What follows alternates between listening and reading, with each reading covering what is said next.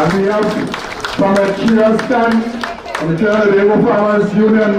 I am going to bring the next Prime Minister of Trinidad and Tobago from the David Abdulah to the podium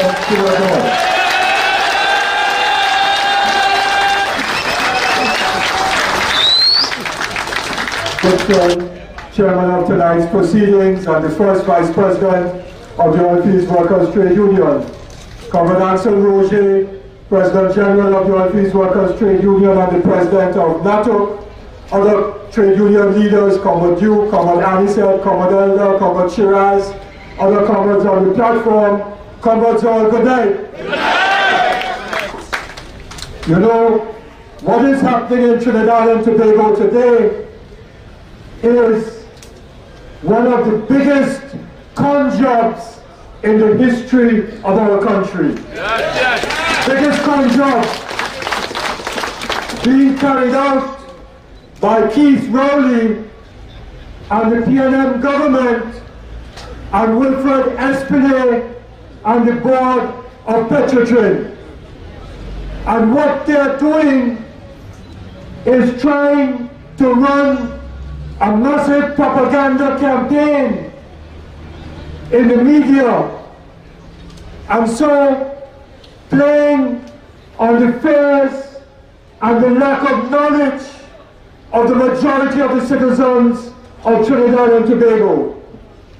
Because you see, comrades, and I hear it when I'm on the talk radio program as a host, I hear people calling in or making comments, which comments are based on the fact that many people, most people in this country, just do not know about the oil industry. They don't know, it's not their fault.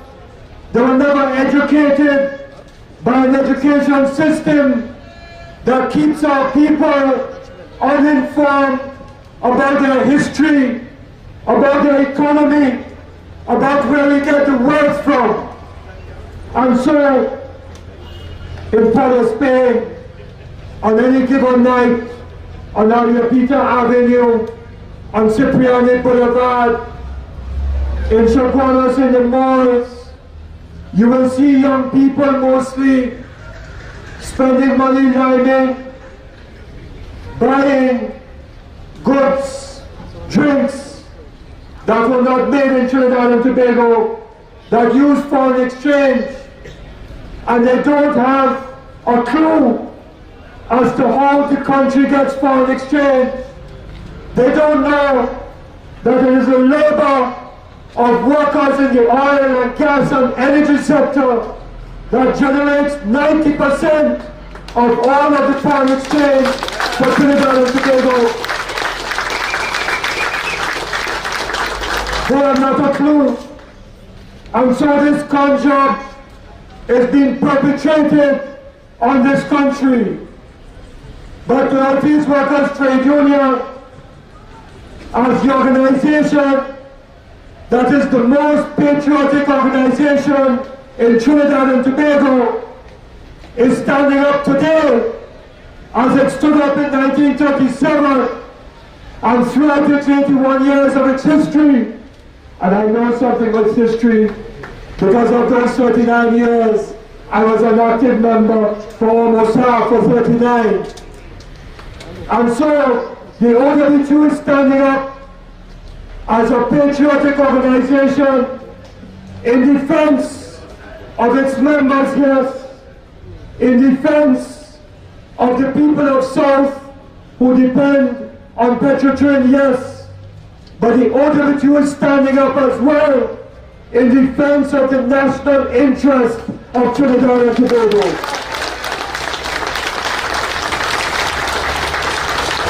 And when people call in on the radio or write on Facebook and so on and say that the union outlived its usefulness and they should shut down PETROTRIN and they don't know what they're talking about, and this, that, and the other.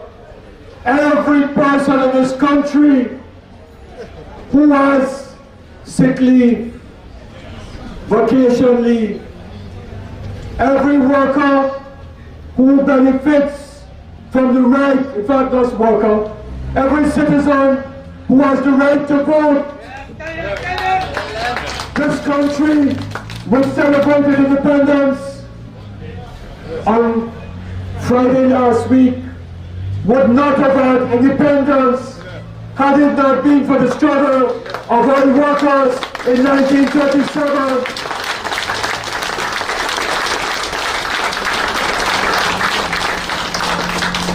Everybody who could own a motor car or have a home or benefit from free education and health care, as problematic as it may be sometimes in the hospitals.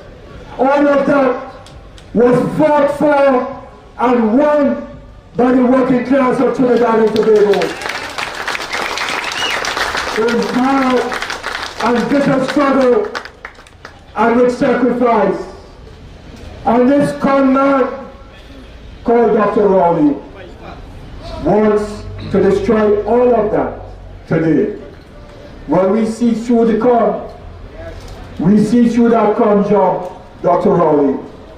Because he says, and then all of them say, we get the best advice possible. But here what has happened in this country.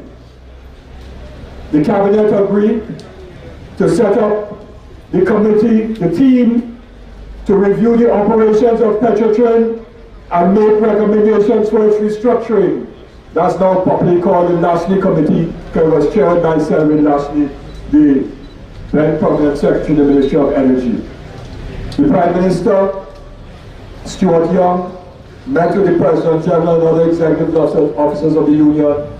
I was present, and said, would the Union agree to this committee and to nominate persons?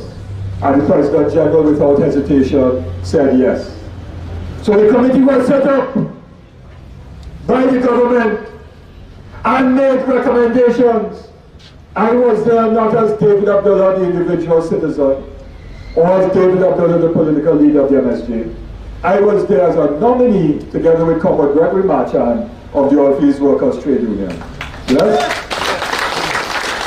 So the committee made recommendations, and therefore the government got advice. SPDA was on the committee. When we started talking about the oil industry, SPDA understand what is throughput and what is the cut of the barrel. He understood none of those things. He had to be schooled a year ago about the oil industry. He said, all I know about is balance sheet. I could read a balance sheet. I don't know the industry, and so on. But he signed on to this report. But what the government has done, and what SPDA and Riley and Lashley have done, and they're all members of the committee, is to throw away the very advice that was given by them. And Rowley threw away the advice. And then I served on the Economic Development Advisory Board.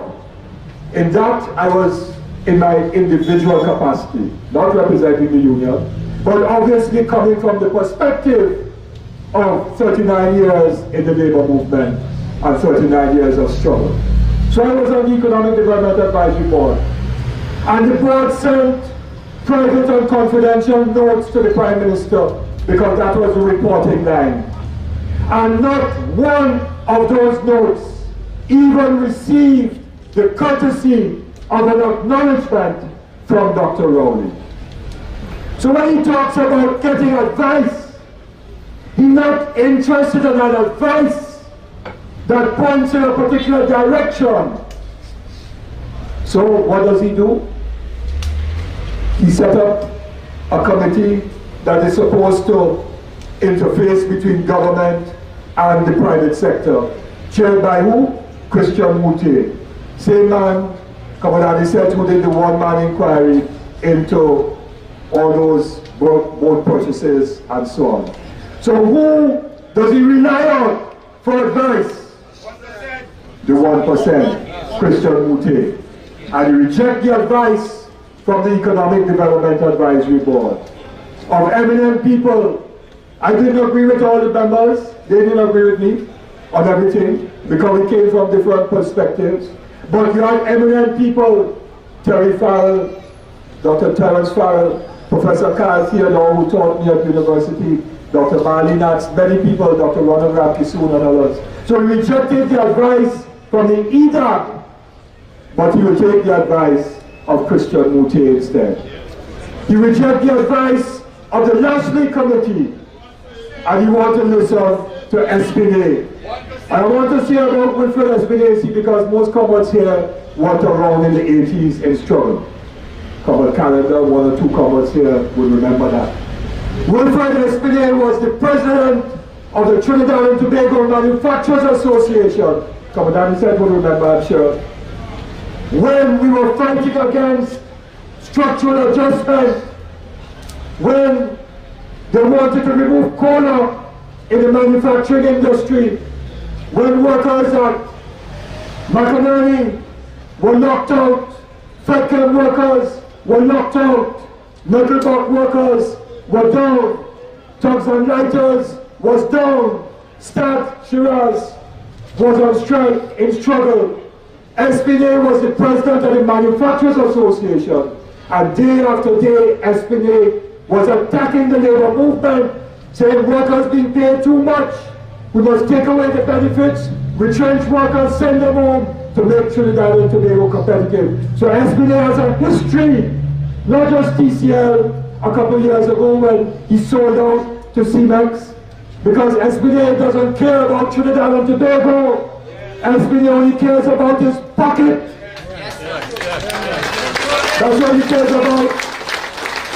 So he sent out his shares in CEMEX.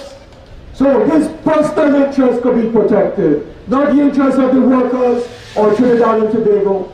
So we know your Espinay, and we know your con job that you're trying to play on the people of Trinidad and Tobago. So don't come with foolishness to say, Rowley, that if PETROTRIN doesn't get a cash injection of $25 billion, it will collapse. That's a lie! That's a lie!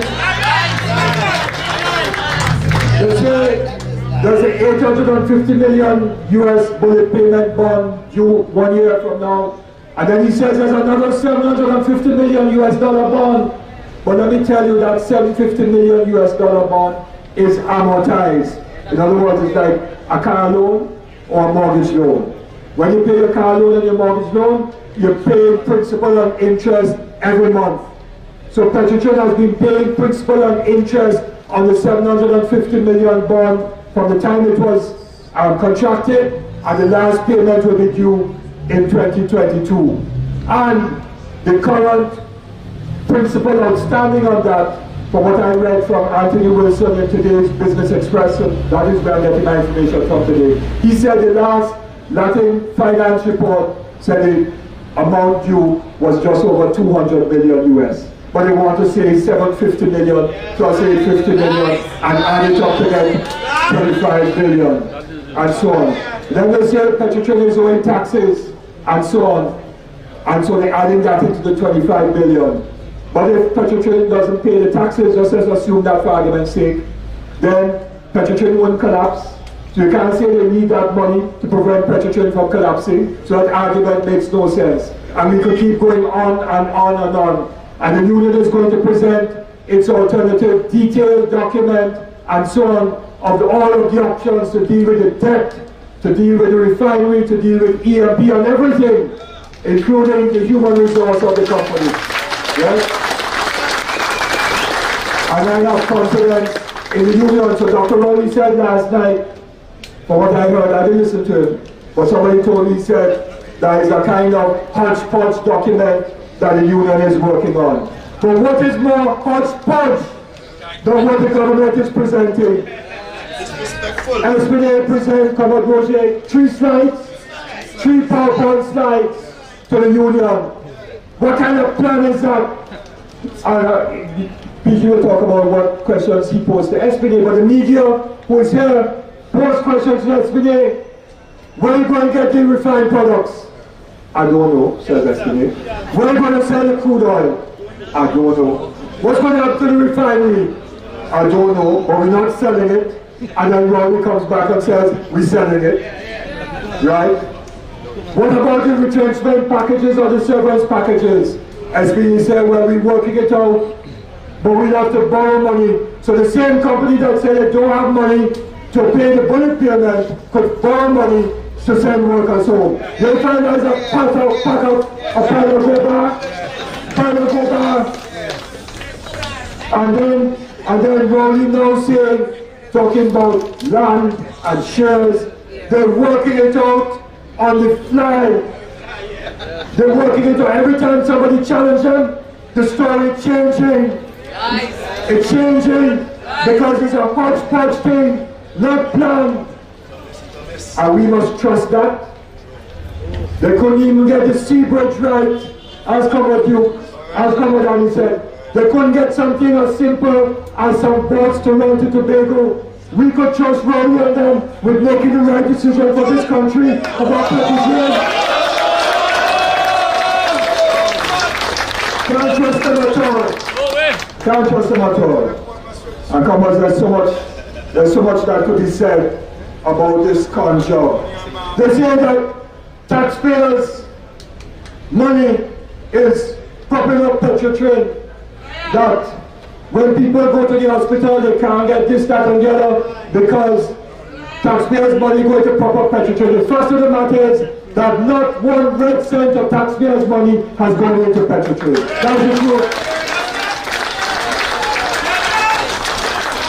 In fact, between, let me quote the right figures, No, at all. I name David Abdulah, not PETROTRIN.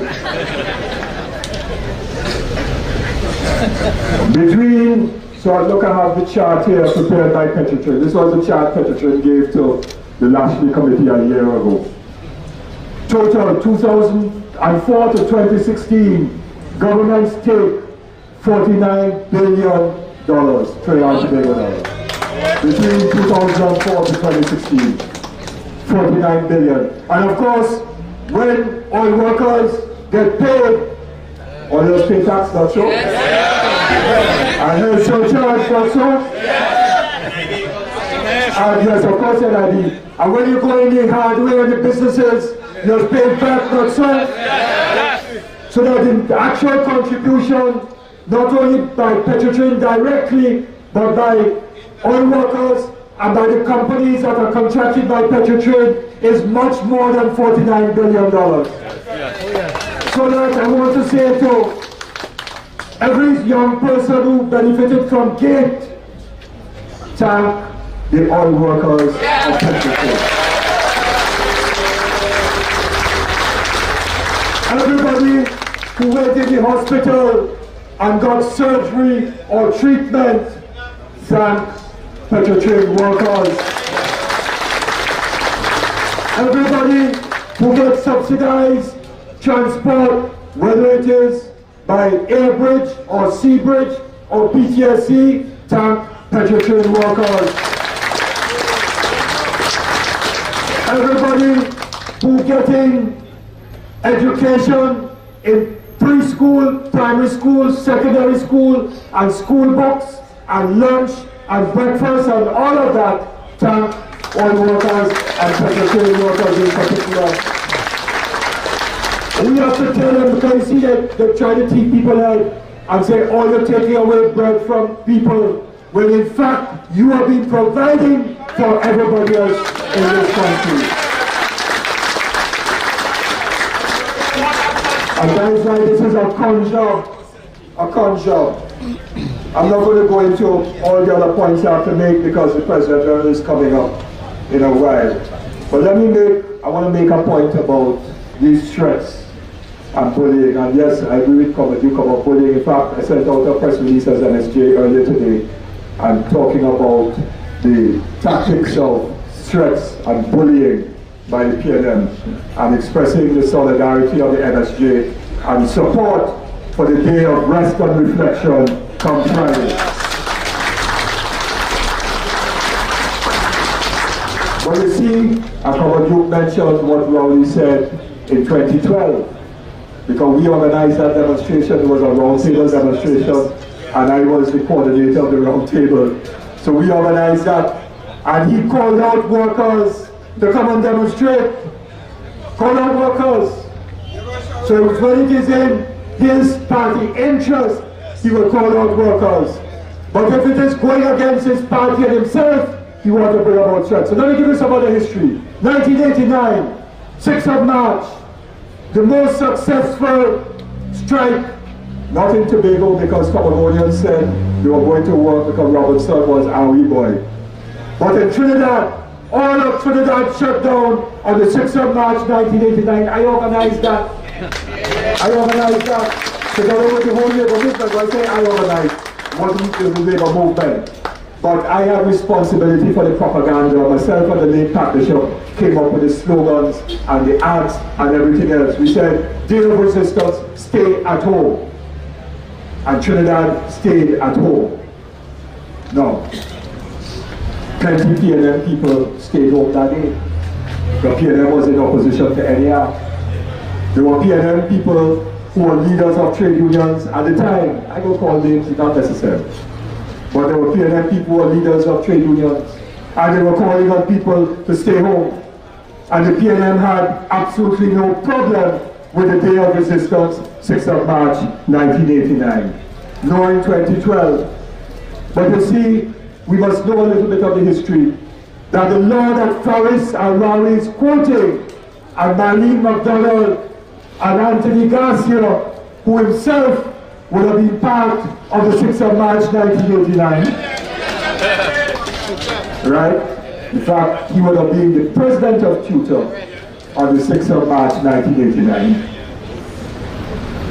The Industrial Relations Act, the IRA, was passed in June of 1972 during a state of public emergency when the President General of the Oilfields Workers Trade Union at the time, Colonel George Weeks, was in jail as a political detainee together with other detainees. And that law is a law that sought to break up the solidarity of workers and the trade union movement. And that is why they say sympathy strikes are illegal. But if you cannot be in sympathy and solidarity with your comrade, what is the point of having a trade union? Because a trade union is, in its essence, about solidarity. But they don't want solidarity because they want to divide in order to rule. In Barbados, workers could go on sympathy strike. Workers could do that in Barbados.